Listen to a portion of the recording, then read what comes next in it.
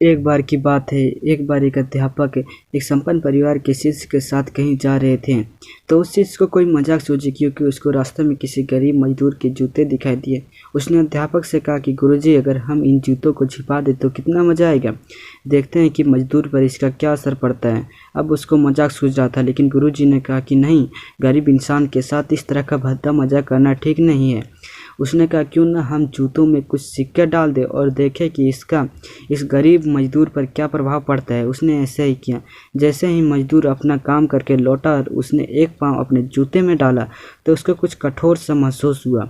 उसने अंदर डाला तो उसको कुछ सिक्के दिखाई दिए। वह थोड़ा आश्चर्य में पड़ गया। आसपास देखा तो कोई भी दिखाई नहीं दिया। वापस उसने दूसरा पैर अपने जूते में डाला और वापस उसको कुछ सिक्के दिखाई दिए। अब दोनों जूतों के सिक्कों को उसने अपने हाथों में रखा और प्रभु की तरफ इशारा किया। हे प्रभु, पता नहीं किस भले मानुस ने ये सिक्के मेरे जूते में छिपाए हैं, लेकिन जिसने भी छिपाए उसको मेरी दुआ है ताकि इन पैसों से मैं अपने बच्चे और पत्नी के लिए कुछ खाना और दवाइयाँ ला सकूँ। और इतना बोलकर वह वहाँ से चला गया।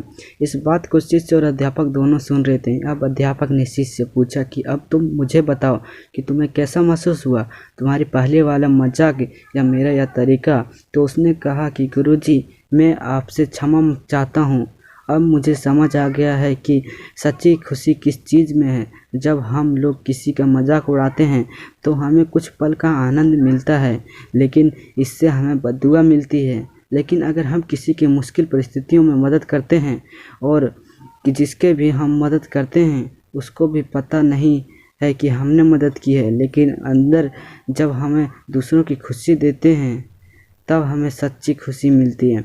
इस तरह खुशियाँ बांटते रहिए, लोगों की मदद करते रहिए और दान करते रहिए। जिसके भी आप काबिल हो इतना ही भी आपसे बन पड़े दान करें, लेकिन दान जरूर करें। इसका मतलब यह नहीं कि आपको कंपलसरी या अनिवार्य रूप से इतने रुपए दान करने ही चाहिए, क्योंकि हर किसी की ज़रूरत अलग अलग होती है।